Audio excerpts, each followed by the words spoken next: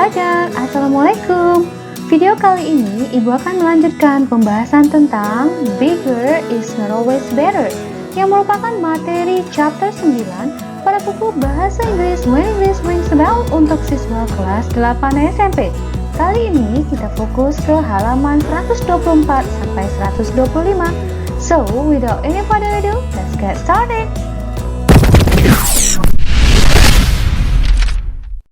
Alright, my students, silakan buka buku halaman 123, Collecting Information, mengumpulkan informasi. Kita baca ya. We will be drilled by our teacher to say the adjectives in 3 different forms. We will start with the verbs we have used in the conversation. Kita akan dilatih oleh guru kita untuk menyebutkan kata sifat di dalam 3 bentuk yang berbeda. Kita akan memulai dengan kata kerja. Kita sudah menggunakannya di dalam percakapan. Nah, berarti kita mulai dengan kata kerja yang sudah kita gunakan di dalam percakapan sebelumnya. Yang mana itu? Nah, seperti ini ya, murid Ibu. Di mana di dalam percakapan sebelumnya kita sudah gunakan kata sifat yang merupakan comparative atau perbandingan, untuk membandingkan sesuatu dengan yang lain. Ini contohnya yang Ibu hitamkan ini: plumper, taller, shorter, thinner. Oke, kita lanjut baca lagi. Baik, kalau begitu murid Ibu bisa lihat di percakapan sebelumnya untuk melihat kata sifat tersebut. Nah, begitu ya. Baik, kita baca lagi. Here are what we will do. First, we will do a written task in our group. We will copy the table with the adjectives in the 3 forms to our notebooks. We will handwrite the word. While writing, we will say the words. Second, we will be drilled by our teacher to say the adjectives in the 3 forms orally.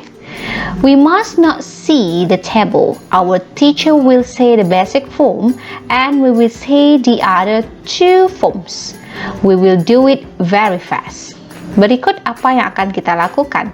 Pertama, kita akan menulis latihan di dalam kelompok,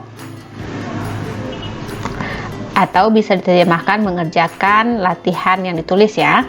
Kita akan menyalin tabel dengan kata sifatnya di dalam 3 bentuk di dalam buku catatan kita, ke dalam buku catatan kita. Kita akan menulis tangan pekerjaan. Sambil menulis, kita akan menyebutkan kata-kata. Ya. Kedua, kita akan dilatih oleh guru kita untuk menyebutkan kata sifat di dalam 3 bentuk secara oral atau secara lisan. Kita tidak harus melihat tabel. Guru kita akan menyebutkan bentuk yang dasarnya dan kita akan menyebutkan 2 bentuk lainnya. Kita akan melakukannya dengan cara yang cepat. Nah, murid Ibu tadi katanya jangan lupa kita menyalin tabel atau copy tabelnya. Atau tabel yang mana? Ini dia murid Ibu. Ada kata sifat, ini berakhiran IR dan ini berakhiran DEST. Oke, kita baca lagi. We will use a dictionary. We will spell the words and use the punctuation marks correctly. We will also say each word loudly, clearly, and correctly.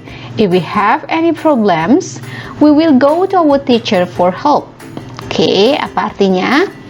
Kita akan menggunakan kamus, kita akan mengeja kata-kata dan menggunakan tanda baca dengan tepat. Kita akan juga mengatakan masing-masing kata dengan lantang, dengan jelas, dan dengan tepat. Jika kita memiliki masalah, kita akan bertanya kepada guru untuk minta bantuan. Oke. Nah, murid Ibu silahkan buka halaman 125 dan salin tabelnya ini, collecting information, mengumpulkan informasi. Ini ada table adjective, kemudian bertambah IR, berarti ini apa murid Ibu? Ini disebut dengan comparative. Apa itu comparative? untuk membuat perbandingan ya. Nah, ini dia comparative, ibu tandai hitam. Kemudian kalau yang ada est, maksudnya est, berakhiran est di belakangnya, ini dia. Dan di depannya jangan lupa penggunaan the. Kita hapus dulu. Maka itu disebut dengan superlatif. Superlatif untuk menunjukkan tingkat paling. Jadi kalau diartikan ini paling, ini lebih dari, dan ini adjektif yang basicnya. Sesuai dengan pernyataan tadi, guru akan menyebutkan basic. Mana dia yang basic ya murid ibu? Aduh, ibu udah ketemu, ntar. Nah ini basic form gitu. Oke, kalau begitu ibu ajarkan caranya. Murid ibu, sesuai dengan teori, jika kata sifatnya itu hanya memiliki satu suku kata atau dilafalkan sekali aja, small, nah satu suku kata atau disebut dengan one syllable, maka comparative-nya ditambahkan akhiran er. Nah begitu secara teori ya. Sedangkan superlatifnya diberikan akhiran est dan di depannya ada artikel d. Nah, kalau begitu, small, kecil, smaller, lebih kecil, the smallest, paling kecil. Itu artinya ya. Strong, kuat, stronger, lebih kuat, the strongest, paling kuat. Big, besar, bigger, lebih besar, the biggest, paling besar. Nah, jadi murid ibu perhatikan untuk bigger, big itu ketika dia dijadikan akhiran er atau comparative, maka g-nya ditambah satu lagi, baru ditambah akhiran er. Kenapa? Di depan g ada huruf vokal atau vowel ya. I ini adalah huruf hidup atau huruf vokal. Maka jika ada huruf hidup langsung huruf mati atau konsonan, huruf di belakangnya didabelkan menjadi bigger. Nah, kenapa yang di atas tidak didabelkan G-nya? Karena di depannya bukan huruf hidup atau huruf vokal. Kenapa L ini? Ini udah ada ya. Oke, sekarang kita masuk ke weak. Lemah, berarti kalau di sini menjadi apa dia murid ibu? Nah, ibu buatkan di sini weak. Oke, menjadi weak, weaker. Begitu. Kenapa K-nya enggak dua, Bu? Ya, karena di depannya ini ada dua huruf vokal. Jadi kalau ada dua huruf vokal, maka tidak perlu K di belakangnya ditambah lagi. Oke, Ibu ganti tulisannya dengan merah dan nampak. Nah, jadi IR-nya aja yang kita tambahkan begitu. Nah, kalau dia paling lemah, berarti jangan lupa the weakest. Nah, tall menjadi taller. Kalau paling tinggi menjadi the tallest. Begitu aja. Short ini adalah pendek. Lebih pendek, shorter. Paling pendek, the shorter. Begitu, shorters ya. Oh, jadi salah ibu. Akhirannya es ya. Thinner. Nah, n-nya wajib ditambah satu lagi. Kenapa? Ada huruf vokal di depannya atau huruf hidup. Setelah huruf hidup, huruf konsonan atau huruf mati, maka harus didabelkan. Itu aturannya. Thinner. Nah, palingnya menjadi the thinnest. Gampang ya. High menjadi highest, higher, dan kalau palingnya menjadi the highest, paling tinggi.